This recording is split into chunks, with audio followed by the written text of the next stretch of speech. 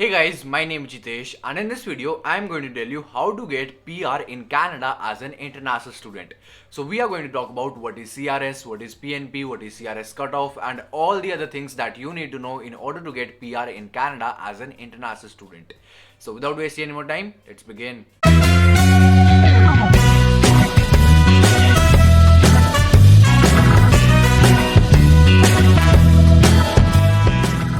So first of all guys मैं आपको brief में एक्सप्लेन कर देता हूं कि आपकी कनाडा में इंटरनेशनल स्टूडेंट से लेके पीआर लेने तक आपकी जर्नी क्या रहेगी, आपका पाथ क्या रहेगा, आपकी ट्रैजेक्टरी क्या रहेगी।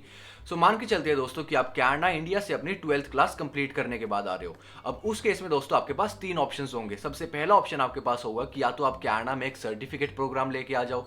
सर्टिफिकेट प्रोग्राम दोस्तों 1 साल का होता है एंड उस 1 साल के सर्टिफिकेट प्रोग्राम को कंप्लीट करने के बाद आपको 1 साल का ही वर्क परमिट मिलता है। या फिर दूसरा ऑप्शन आपके पास है कि आप कनाडा में एक डिप्लोमा प्रोग्राम लेके आ जाओ। अब दोस्तों डिप्लोमा प्रोग्राम होता है 2 साल का एंड उस 2 साल के डिप्लोमा प्रोग्राम को कंप्लीट करने के बाद आपको 3 साल का वर्क परमिट मिलता है। या फिर तीसरा ऑप्शन आपके पास है कि आप कनाडा में एक डिग्री प्रोग्राम लेके आ जाओ। अब दोस्तों डिग्री प्रोग्राम होता है 4 साल का एंड उस 4 साल के डिग्री प्रोग्राम को कंप्लीट करने के बाद आपको 3 साल का ही वर्क परमिट मिलता है। सो ज्यादातर स्टूडेंट्स दोस्तों जो इंडिया से कनाडा आते हैं एज एन इंटरनेशनल स्टूडेंट अपनी 12th के बाद वो या तो डिप्लोमा प्रोग्राम को चूज करते हैं या फिर डिग्री प्रोग्राम को, क्योंकि इन दोनों ही प्रोग्राम्स में आपको 3 साल का वर्क परमिट मिलता है। सो जैसे ही दोस्तों आपकी पढ़ाई कंप्लीट हो जाएगी, चाहे आप डिप्लोमा प्रोग्राम लेके आए हो चाहे आप डिग्री प्रोग्राम लेके आए हो, आपको उन दोनों ही केस में 3 साल का वर्क परमिट मिलेगा। उस 3 साल के वर्क परमिट में से अपना पहला 1 साल या अपने पहले 2 साल आपको नॉक 0 या नॉक ए या नॉक बी लेवल की जॉब करनी पड़ेगी एंड उसके बाद आप पीआर अप्लाई करने के लिए एलिजिबल हो जाओगे। अब दोस्तों जब आप अपनी पीआर अप्लाई करोगे, अगर आपका CRS score CRS cut off से ज्यादा आ जाता है तब दोस्तों कैनेडियन गवर्नमेंट आपको आईटीए भेज देती है। आईटीए क्या होता है दोस्तों? आईटीए होता है इनविटेशन टू अप्लाई। अगर आपका CRS score CRS cut off से ऊपर जाता है तब आपको कैनेडियन गवर्नमेंट आईटीए भेज देगी और अगर आपके पास आईटीए आ जाता है तो आपके 99% चांसेस है कि आपको कैनेडियन पीआर भी मिल जाएगी। अब दोस्तों ये तो मैंने आपको ब्रीफ में एक्सप्लेन किया है। अगर यही चीज मैं आपको डिटेल में समझाऊं सो वही सेम सिनेरियो है दोस्तों। हम मान के चल रही है कि आप कनाडा 12th के बाद आ रहे हो एंड यहाँ पे आपने या तो आपने डिप्लोमा प्रोग्राम चूज किया है या फिर आपने डिग्री प्रोग्राम चूज किया है। इन दोनों ही प्रोग्राम्स को अगर आप चूज करते हो तो इन दोनों ही प्रोग्राम्स के कंप्लीट होने के बाद आपको दोनों ही केस में 3 साल का वर्क परमिट मिलेगा। उस 3 साल के वर्क परमिट में से अपना पहला 1 साल या पहले 2 साल आपको जॉब करनी पड़ेगी नॉक 0 लेवल की या नॉक ए लेवल की या नॉक बी लेवल की। अब दोस्तों नॉक 0 लेवल क्या होता है?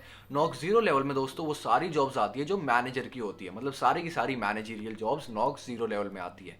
नॉक ए लेवल में कौन सी जॉब्स आती है? नॉक ए लेवल में दोस्तों जॉब्स आती है डॉक्टर्स की, इंजीनियर्स की या आर्किटेक्ट्स की। और नॉक बी लेवल में जॉब्स आती है स्किल्ड जॉब्स, जैसे कि प्लम्बर हो गया या इलेक्ट्रिशियन हो गया या फिर मैकेनिक हो गया एंड इसी तरीके की। एंड इसके अलावा भी दोस्तों 2 और तरीके की जॉब लेवल्स होती है, knock C and knock D.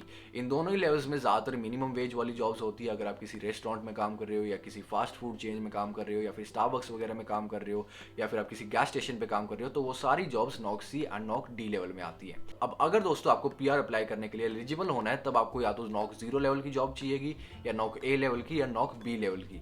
और अगर आप किसी अच्छे कॉलेज या किसी अच्छी यूनिवर्सिटी से पढ़ाई करते हो कनाडा में और आपने कोई अच्छा कोर्स लिया है जिसकी वैल्यू है मार्केट में, तब आपको इजीली नॉक 0 नॉक ए या नॉक बी लेवल की जॉब मिल जाएगी। उसके बाद दोस्तों जब आपको 1 साल या 2 साल का एक्सपीरियंस हो जाएगा नॉक 0 नॉक ए या नॉक बी लेवल की जॉब करते हुए, उसके बाद आप अपनी पीआर अप्लाई करने के लिए एलिजिबल हो जाओगे। सो आपको करना क्या होगा एग्जैक्टली अगर मैं आपको बताऊं, आपको कैनेडियन गवर्नमेंट की वेबसाइट पे जाना पड़ेगा canada.ca पे। वहां पे दोस्तों एक चीज होती है सीआरएस कैलकुलेटर के नाम से। आपको वहां पे जाना है। सीआरएस कैलकुलेटर में आपसे क्या पूछा जाएगा? वहां पे दोस्तों आपसे आपकी एज पूछी जाएगी, आपका वर्क एक्सपीरियंस पूछा जाएगा, आपके आईएलटीएस का स्कोर पूछा जाएगा एंड आपकी कितनी एजुकेशन लेवल है वो आपसे पूछा जाएगा एंड उसके बिहाफ पे आपको एक सीआरएस का स्कोर मिल जाएगा। वो स्कोर दोस्तों ज्यादातर स्टूडेंट्स जो 12th के बाद आते हैं कनाडा में, ज्यादातर स्टूडेंट्स का वो स्कोर होता है अराउंड 430, 440, 450। अब दोस्तों अगर आपका CRS score CRS cut off से ऊपर जाता है, सीआरएस कट ऑफ क्या होता है? सीआरएस कट ऑफ भी दोस्तों एक फिक्स्ड नंबर होता है। कैनेडियन गवर्नमेंट हर 2 हफ्ते बाद सीआरएस कट ऑफ निकालती है। वो कट ऑफ का नंबर ज्यादातर दोस्तों होता है 460, 465 या 470। अगर आपका सीआरएस स्कोर उस सीआरएस कट ऑफ के नंबर से ऊपर जाता है तब कैनेडियन गवर्नमेंट आपको आईटीए भेज देती है। आपके मेल में कैनेडियन गवर्नमेंट आपको आईटीए भेज देगी, इनविटेशन टू अप्लाई। अगर कैनेडियन गवर्नमेंट आपको आईटीए भेज देती है, मतलब आपका CRS score CRS cut off से ज्यादा आ जाता है, आपको आईटीए भी मिल जाती है, उसके बाद आपको क्या करना होगा? जो भी दोस्तों आपने सीआरएस स्कोर कैलकुलेट करने में अपनी बातें बताई थी कि आपकी एज क्या है, आपकी क्वालिफिकेशन क्या है, आपका वर्क एक्सपीरियंस कितना है, आपके आईएलटीएस का स्कोर कितना है, उन सारी चीज़ों का आपको फिर कैनेडियन गवर्नमेंट को प्रूफ देना पड़ेगा। मतलब उन सब चीज़ों के डॉक्यूमेंट्स देने पड़ेंगे उन सारी चीज़ों को वैलिडेट करने के लिए। अब दोस्तों अगर आपके वो सारे डॉक्यूमेंट्स ओरिजिनल है, सारे डॉक्यूमेंट्स वैलिड है, तब आपको कैनेडियन गवर्नमेंट ईजिली पीआर दे देगी, आपको कोई भी प्रॉब्लम नहीं आएगी। अब दोस्तों ये सुनने में तो काफ़ी अच्छा लग रहा होगा, काफ़ी ईजी लग रहा होगा, लेकिन दोस्तों प्रॉब्लम कहाँ पे आती है? प्रॉब्लम आ जाती है जो भी स्टूडेंट्स कनाडा आते हैं 12th के बाद अपनी हायर एजुकेशन के लिए, उनके जो CRS पॉइंट्स बनते हैं वो मैक्सिमम टू मैक्सिमम सारे जोर लगा के मैक्सिमम टू मैक्सिमम उनका CRS स्कोर जाता है अराउंड 450 तक। एंड ज़्यादातर दोस्तों CRS कट ऑफ जैसे कि मैंने आपको बताया ही है, वो ज़्यादातर CRS कट ऑफ आती है अराउंड 465, 468, 470, 475। तो उस केस में दोस्तों वो स्टूडेंट्स फंस जाते हैं जो 12th के बाद आए होते हैं, उनको अपनी प्रोविंस से PR नहीं मिलती। अब दोस्तों मैं ऐसे नहीं कह रहा कि सारे 12th के बाद आने वाले स्टूडेंट्स के साथ यही होता है। कई स्टूडेंट्स ऐसे होते हैं जो अपने एम्प्लॉयर से LMIA लेटर ले लेते हैं। LMIA लेटर दोस्तों अगर आप अपने एम्प्लॉयर से ले लेते हो तो उसकी वजह से आपके CRS स्कोर में 50 पॉइंट्स ऐड हो जाते हैं। सो अगर आपका CRS स्कोर 450 था तो अब आपका नया CRS स्कोर हो जाएगा LMIA लेटर ऐड करने के बाद 500, जिसकी वजह से दोस्तों CRS कट ऑफ अगर 475 भी हुई, 480 भी हुई, तो भी आपको अपने प्रोविंस में रहते रहते ही PR मिल जाएगी। लेकिन दोस्तों LMIA लेटर ज़्यादातर स्टूडेंट्स अपने एम्प्लॉयर से नहीं ले पाते। सो नॉर्मल सिनेरियो में आपका maximum to maximum CRS score बन जाएगा अराउंड 450 अगर आप कनाडा आते हो अपनी हायर एजुकेशन करने के लिए 12th के बाद। सो उस केस में ज़्यादातर स्टूडेंट्स क्या करते हैं, वो किसी और प्रोविंस में मूव हो जाते हैं। अब दोस्तों किसी और प्रोविंस में वो क्यों मूव होते हैं? क्योंकि किसी और प्रोविंस में जाने के बाद अगर आप वहाँ पे 1 साल का अपना जॉब एक्सपीरियंस लेते हो, 1 साल अगर आप वहाँ पे काम करते हो, तो उसके बाद आप उस प्रोविंस की PNP अप्लाई करने के लिए एलिजिबल हो जाते हो। और अगर आपको किसी भी प्रोविंस की PNP मिल जाती है तब आपके CRS स्कोर में 600 पॉइंट्स ऐड हो जाते हैं। मतलब कि अगर आपका CRS स्कोर 450 था तो अब आपका नया CRS स्कोर हो जाएगा 1050 एंड आपको इजीली PR मिल जाएगी। अब दोस्तों अगर आप टोरंटो में आ रहे हो तो ज़्यादातर चांसेस है कि आपको किसी और प्रोविंस में मूव होना ही पड़ेगा। तो इसलिए आई वुड सजेस्ट कि आप पहले ही किसी ऐसी प्रोविंस में जाओ, पहले ही किसी ऐसे प्रोविंस में किसी कॉलेज या किसी यूनिवर्सिटी को चूज करो जहाँ पे दोस्तों आपकी इजीली PR हो जाए। और दोस्तों आज की डेट में मेरे हिसाब से ऐसी बेस्ट प्रोविंस है एल्बर्टा। एल्बर्टा के अंदर दोस्तों 2 बड़ी सिटीज़ है, कैलगरी और एडमिंटन।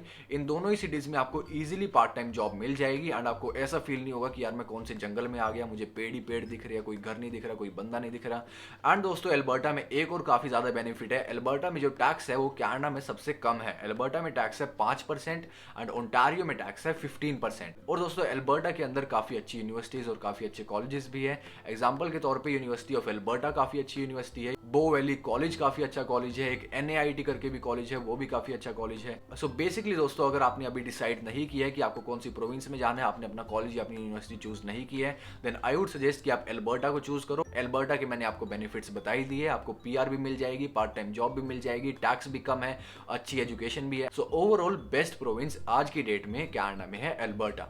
लेकिन अगर आप किसी भी रीजन की वजह से एल्बर्टा नहीं जाना चाहते तो उस केस में एल्बर्टा के ऑल्टरनेटिव्स क्या है वो मैं आपको बता देता हूँ। एल्बर्टा के ऑल्टरनेटिव्स है, या तो आप नोवा स्कोशिया को चूज कर सकते हो, या सस्केचुअन को चूज कर सकते हो, या मैनिटोबा को चूज कर सकते हो, या न्यू ब्रुंसविक को चूज कर सकते हो। इन सारी प्रोविंसेस में भी आपको PNP इजीली मिल जाती है एंड PNP मिलते ही आपको PR भी इजीली मिल जाएगी। So that was it for today guys. I hope you liked the video and if you did, please make sure to give it a thumbs up and don't forget to subscribe the channel.